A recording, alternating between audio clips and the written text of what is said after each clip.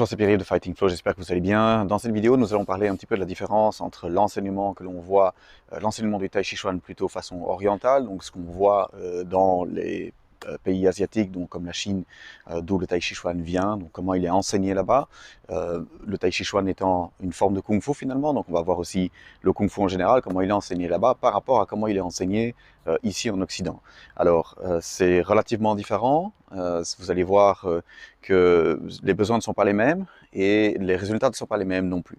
Donc la manière dont le Tai Chi Chuan et d'autres arts martiaux est enseigné dans les pays plus asiatiques, donc là d'où ça vient, le Tai Chi Chuan est enseigné par observation, donc le maître montre les mouvements et puis les élèves les reproduisent et il y a assez peu d'explications. Donc très différent de ce qu'on fait ici, en Occident, de ce que j'ai pu faire moi-même en tant qu'enseignant de Tai Chi Chuan depuis des années.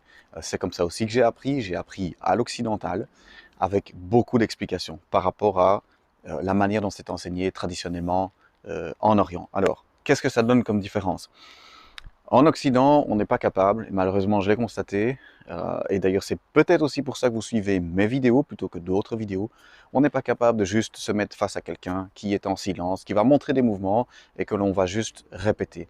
Donc juste faire la forme comme ceci, apprendre donc sans aucune explication, et se contenter de reproduire les mouvements que le professeur est en train de faire, sans qu'il ne donne aucune explication, se contenter de faire ça pendant des années, sans jamais avoir d'explication par rapport à pourquoi, comment, le pied, la main, passe pas en Occident. En Orient, on va fonctionner comme ça, beaucoup plus. Donc, on va suivre, on va avoir un respect pour l'enseignement, pour le professeur qu'on a en face de soi, pour le maître, et juste reproduire les mouvements sans qu'il y ait d'indication particulière sur comment est-ce que je mets mon pied, comment est-ce que je fais ceci, comment est-ce que je fais cela. Ça ne fonctionne pas en Occident. C'est pour ça d'ailleurs que mes vidéos fonctionnent très très bien. J'explique beaucoup plus, on met le pied comme ceci, on met la main comme ceci. Alors, quel est l'avantage de l'un, quel est l'avantage de l'autre? Voyons un peu pourquoi est-ce que, traditionnellement, on enseigne sans trop expliquer. Comment est-ce que vous avez appris à marcher?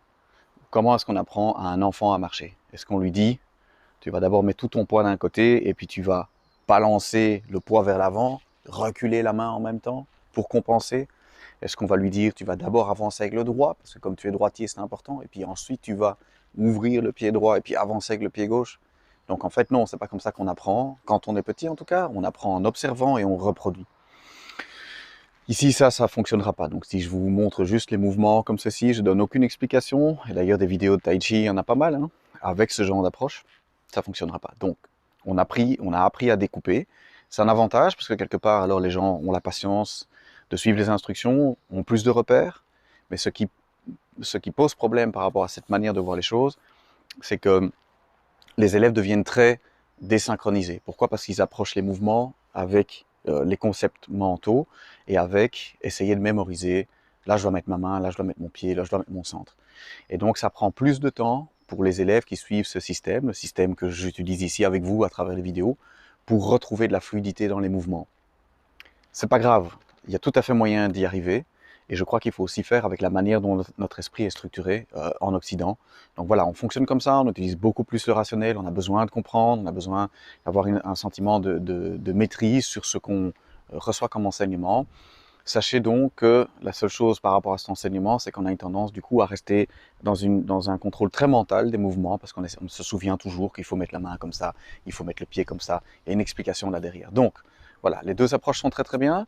Sachez que ça dépend aussi de la culture dans laquelle on est né, et votre culture, ben, c'est probablement, si vous êtes comme moi, la culture occidentale. On a besoin de comprendre, on a besoin de recevoir les instructions, c'est pour ça que mes vidéos sont populaires, parce que je fonctionne de cette manière-là. C'est comme ça que je l'ai appris aussi. On donne les explications. Et il faut faire après tout un travail pour pouvoir retrouver la fluidité des mouvements en quittant quelque part les instructions qui ont été données pour pouvoir effectuer ces mouvements. Voilà, alors j'espère que ça vous aide un petit peu et que vous voyez un peu la différence donc, entre ces deux approches. Il faut faire avec le terreau culturel dans lequel on a grandi. C'est comme ça, il faut faire avec la manière dont notre esprit est structuré. On ne peut pas vivre non plus comme des orientaux. Nous sommes, en tout cas si vous êtes comme moi, nous avons vécu dans un autre système et donc on doit faire avec les cartes qui nous ont été données. Je vous invite à participer au stage le 13 et le 14 août 2022, donc de cette année-ci. C'est l'occasion justement de travailler sur ces concepts, de voir la différence entre un enseignement et que vous puissiez sentir ce que c'est que d'avoir l'explication et puis retrouver la fluidité des mouvements. Ça, je ne peux pas le faire justement dans les vidéos YouTube. C'est quelque chose qu'il faut qu'on fasse en présentiel, que je puisse vous faire sentir comment les mouvements sont effectués, notamment par des corrections. Et donc ça, c'est le genre de choses que je fais en stage. Je ne peux pas le faire à distance, ni dans les vidéos, ni dans les cours à distance. Je vous invite donc à nous rejoindre, donc les élèves qui suivent les vidéos YouTube, les élèves qui suivent mes cours en distanciel ou en présentiel. Et même si vous venez découvrir ces vidéos et que vous avez envie d'en savoir un petit peu plus sur le Tai Chi, vous êtes les bienvenus lors de ce stage le 13 et le 14 août 2022. Je mets les informations ici en dessous et j'espère vous voir nombreux à ce stage. Voilà. Portez-vous bien. Si vous avez des questions ou des réflexions par rapport à ce que je viens de dire, si vous voulez me dire « Ah, je préfère ce système-là » ou « Je préfère cet autre système », mettez tout ça dans les commentaires. C'est avec plaisir que j'interagis avec vous, soit dans les commentaires, soit même à travers une vidéo. Portez-vous bien et à tout bientôt.